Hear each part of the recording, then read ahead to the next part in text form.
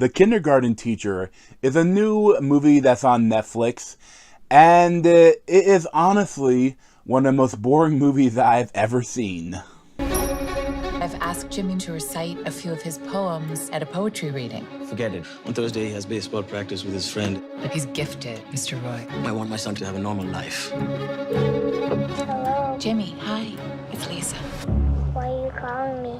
So it stars Maggie Gyllenhaal, and I've seen like some trailers for it, and I saw her on a couple talk shows, and it looked and sounded like it could be pretty good. Like they were trying to sell a lot more like how it's creepy and it's almost like a horror film, it's like a thriller, and I get into it, and it's like an hour into the movie and still like nothing has happened, and it's like, this is not a thriller. And I don't know why they chose it to sell like that. But I mean, this is just a straight drama. And it is not good. I mean, it is bad. And there's so many weird things about it. But I think that, like, the only creepy thing about it is that how inappropriate the teacher is being. But it doesn't get and a level of disappropriateness that is crazy. Like, there's no descent into madness for her. Like, she just kind of is weird, and she's doing inappropriate things, like, that she shouldn't, should get the parents' permission before she does. I mean, then it would be weird. But, like, you never understand her character.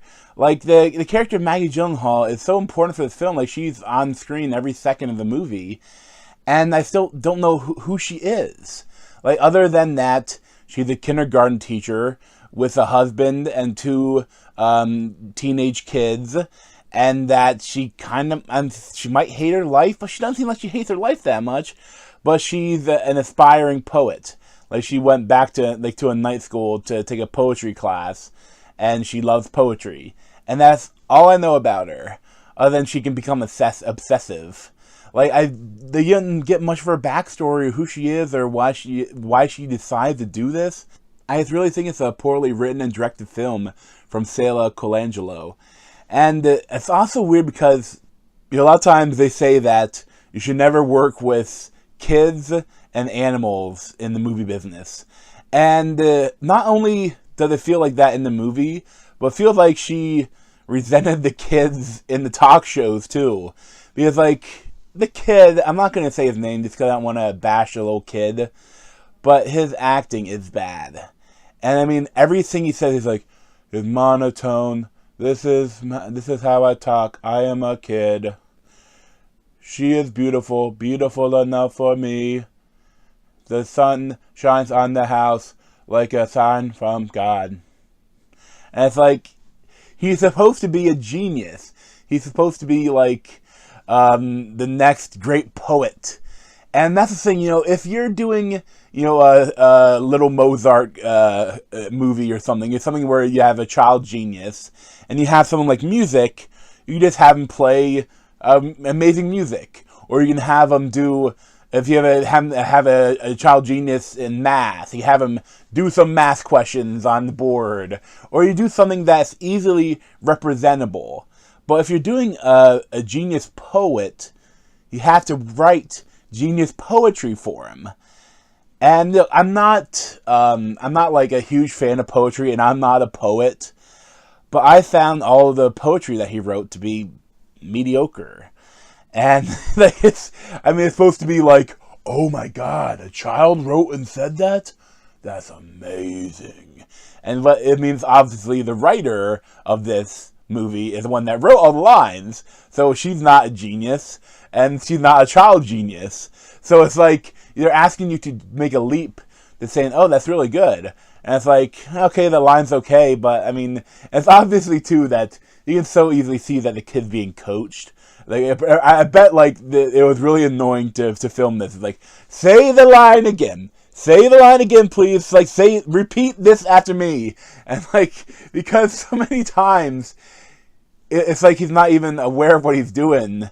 Like, it's bad. But the funny thing is, when she was on Tonight Show with Jimmy Fallon, and like, you always have to do the banter and say, oh, the movie is so good. And he said, oh, the kid is great in this. And she said, the kid's a kid. For most time I had to act it. When I acted, I just had to have an adult this in there because they would have him for a small period of time. And, it felt like that. It felt like there's no the connection between them. Because I think for most of the scenes, they filmed them separately. And it shows throughout the film. And I found the movie to be incredibly predictable, but at the same time, the only way it's unpredictable is how bland it is. Because I kept thinking of ways it could go that to make it creepier, or to make it so that things that could happen that could go into more of her descent into madness. And I think I may talk a little bit more. I might do some spoilers towards the end. But they don't do what I thought they could do to make it interesting. Instead, they just do something kind of goofy, and this kind of ends. It's a horrible movie. I really hated it. But I didn't hate it because there's not really much there. It's just boring. Like I said earlier, it might be one of the most boring movies I've ever seen. And it's only an hour and a half long, but it felt like way longer. And I really would give it a 3 out of 10. And I'm going to go into a little bit of spoilers now for the very end. So if you care about seeing this movie, which I definitely do not recommend, you can stop now. But, okay, so at a certain point, she decides to kidnap the kid. And the way they do it is they're just going on a trip and they're having fun. And they never have her think that, am I really going to do this? Am I going to kidnap this kid, take him to Canada, and raise him like Mozart, and teach him how to do poetry? And they never have a scene. They have one scene where she's trying to teach him about poetry, and it's not well done. But that's not the point. But they get to this hotel that's on this waterfront beach, I think it's a lake, but it's close to Canada, and they. He gets in the apartment, and he gets a shower. He comes out, and she goes in to get a shower. And you get some boring boob. Even the boobs in this movie are boring. But then the door locks. He locks her in the bathroom from the outside. And I'm like, wait. Hotel rooms don't have locks on the outside of bathroom doors? Why would anyone have a lock on the outside of a bathroom door?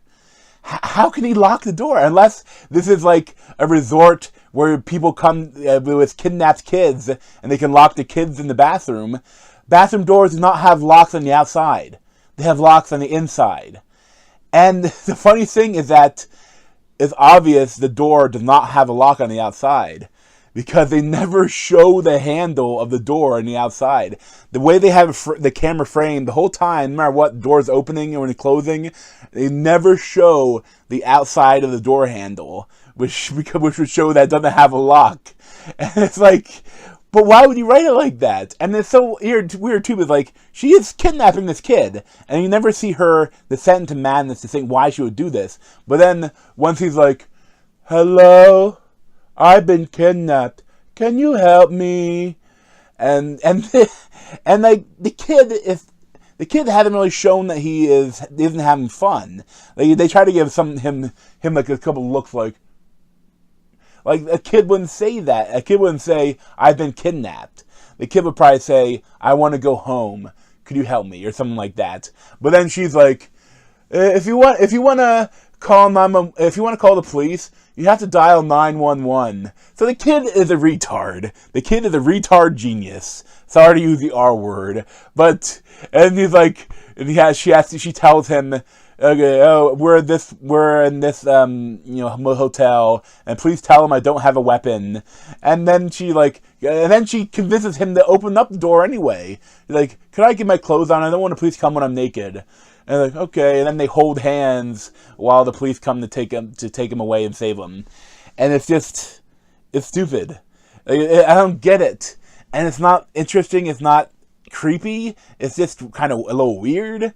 And they never even say why she's so infatuated with this kid, because she has 2 children at home and she doesn't care at all about them. I kept expecting to be a bigger twist in the story.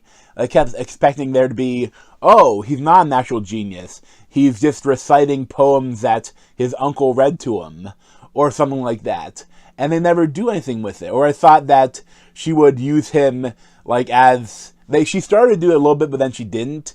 Like I said, instead of, like, trying to make him, like, do parapoetry, like, I thought that maybe she would use him as a mule to, like, write poetry for herself that she can publish under her name. But they never do anything interesting with it. They didn't want to do anything interesting with this movie. It's just a bad movie. I definitely would not recommend it. I mean, you could put it on the background and do something else for an hour and a half, but I would definitely stay away from it. But thanks for watching. Check out the video playlists on my head, or subscribe to me on that Z over there. Thanks.